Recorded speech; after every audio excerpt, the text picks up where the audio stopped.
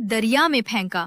اگلے ہی لمحے پانی نیلا اور شفاف ہو گیا اور بیچ میں ایک سنہری پل بن گیا۔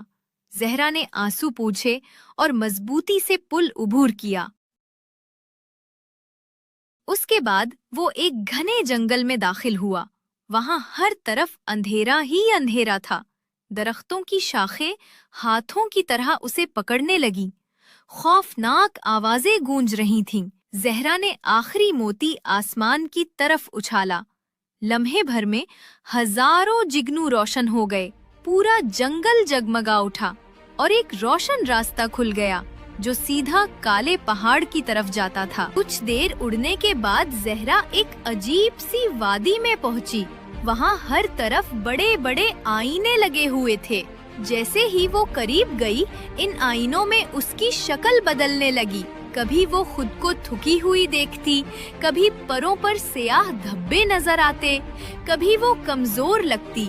اچانک ایک آئینے میں چڑیل کا چہرہ ابھرا۔ وہ زور سے ہنسی اور بولی، زہرا، تم مجھے کبھی نہیں ہرا سکتی۔ ابھی واپس لوٹ جاؤ ورنہ یہ آئینے تمہیں ہمیشہ کے لیے قید کر لیں گے۔ زہرا کا دل ایک لمحے کو لرزا، لیکن پھر اسے یاد آیا کہ مہیرا پری نے اسے 3 کرسٹل موتی دیے تھے۔ اس نے فوراً ایک موتی زمین پر پھینکا۔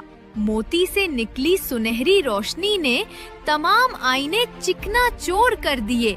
اندھیرا چھٹ گیا اور ایک روشن راستہ سامنے آ گیا۔ میں اپنے پریستان کے لیے لڑ رہی ہوں۔ روشنی ہمیشہ اندھیرے کو شکست دیتی ہے۔ یہ کہہ کر اس نے ایک کالا گلاب توڑ دیا۔ قلعہ لرزنے لگا، دھماکے ہونے لگے۔ چڑیل چیخی، نہیں، یہ ممکن نہیں۔ وہ دھوئیں میں بدل گئیں اور ہمیشہ کے لیے ختم ہو گئی۔ آسمان کے بادل چھٹ گئے، روشنی پھیل گئی۔ پرستان دوبارہ جگمگا اٹھا۔ پریاں ایک دوسرے کو گلے لگانے لگیں۔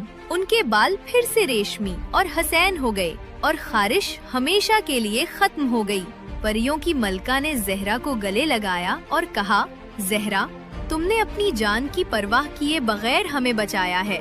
تم ہماری ہیرو ہو۔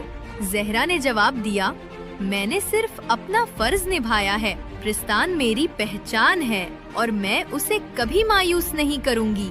یوں پرستان دوبارہ خوشیوں، رقص اور جادوئی کہانیوں کا گھر بن گیا اور زہرا کو ہمیشہ یاد رکھا گیا، اس پری کے طور پر جس نے اندھیرے پر روشنی کو غالب کیا۔